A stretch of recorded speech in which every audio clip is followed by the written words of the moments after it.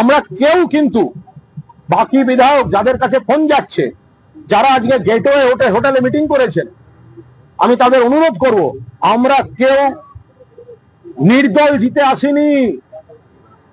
একজন 70 বয়সী ভদ্রমহিলা, 70 বছর বয়সী, তাকে খাটিয়ে ছুটিয়ে তার ছবি দিয়ে তার প্রচার করিয়ে তারপরে আমরা এসছি এখানে। ফলে একটা লোকের বিবেক বলে কিছু থাকা উচিত। দলকে যদি কোনো সাজেশন থাকে, দলকে ঢেলে সাজানোর সুযোগটা দিন নেত্রীকে। তার আগে এইসব লোকের পাল্লায় পড়বেন না। এরা শুধু নিজেদের স্বার্থ জানে। সে তো যারা গেটওয়েতে গেছে তারা বলতে পারে, আমি অত কিছু জানি না। হতে পারে, কিন্তু এই যে দল ভাঙানোর খেলা চলা বা এই যে আপনি যে প্রশ্ন করছেন, তার জন্য আপনার প্রশ্নের উত্তরে বলি, এর জন্য আমি বিজেপিকে আগে বেশি দোষ দিতে যাব না। যে সুবিধাবাদী গুলো এর জন্য বসে আছে, আমি তো তাদের দিকে আগে যাব।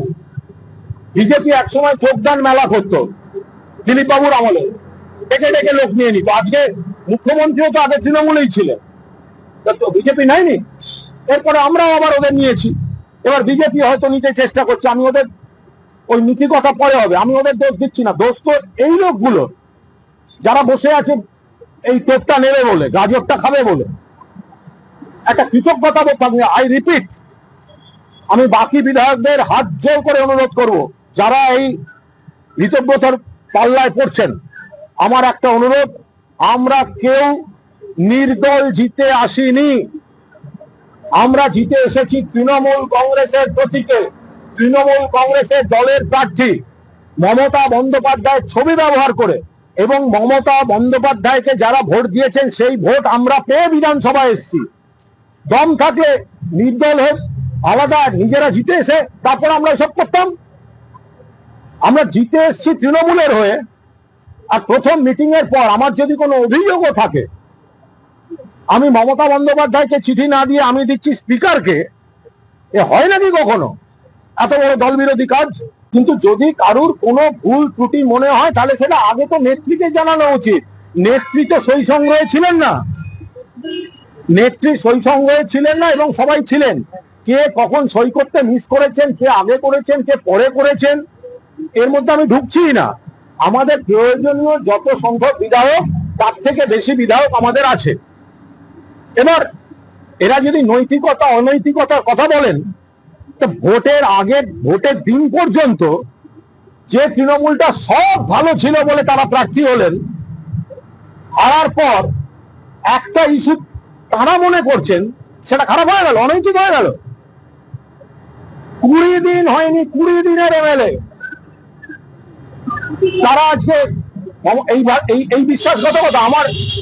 আমার নিজের এই দলের নিশ্চিতভাবে সব কাজ আমার পছন্দ নয়, আমার নিজের অনেক রাগ অভিমান আছে, কিন্তু আমি নির্দল হয়ে বিধানসভায় যাইনি। আমি তৃণমূল কংগ্রেসের প্রতীক মমতা বন্দ্যোপাধ্যায়ের ছবি লাগিয়ে ভোট করেছি।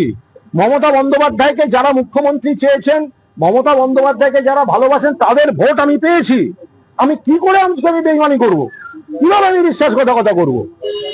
আজকে যদি ওনাদের অভিযোগ, আমি ঠিক ভুলের মধ্যে যাচ্ছি না, ওনাদের যদি মনে হয় একটা অভিযোগ করা উচিত, কেন নেত্রীকে করলেন না? তারপরে তো সর্বভারতীয় সাধারণ সম্পাদকের সঙ্গে এই দুজনই মিটিং এ বসছিলেন, আমি ছিলাম সেখানে। সেদিনকে তো একবারও বললেন না, তাহলে স্পিকারকে দিলেন কেন? বলার স্কোপ ছিল তো। অভিষেক বন্দ্যোপাধ্যায় এই দুজনের সঙ্গে তো মিটিং এ বসেছিলেন, সেদিন তো বললেন না। সেটা কি করে হতে পারে? বা পরেও বলতে পারতেন, হোয়াটসঅ্যাপ করতে পারতেন, দিদিকে চিঠি লিখতে পারতেন। তাহলে শুভেন্দু অধিকারীকে ধন্যবাদ। তৃণমূল কংগ্রেস বিশ্বাসঘাতকদের বিরুদ্ধে যে ব্যবস্থা নিয়েছে, উনি সেটা জাস্টিফাই করে দিয়েছেন। কারণ উনিও বুঝেছেন এরা সব এখন ভালো সাজার জন্য করছে। এরা ভালো সাজার জন্য, ভালো তৃণমূল সেজে বিজেপির ক্ষমতার কাছাকাছি যাওয়ার জন্য করছে। সেটা শুভেন্দু অধিকারী বুঝেছেন। ওরা ওদের রাজনৈতিক কৌশলে এদের মদত দেবেন কি দেবেন না, সে তাদের ব্যাপার। বাট শুভেন্দু অধিকারী অত্যন্ত সচেতন ভাবে নাম দুটি বলে দিয়েছেন এদের এক্সপোজ করে দেওয়ার জন্য।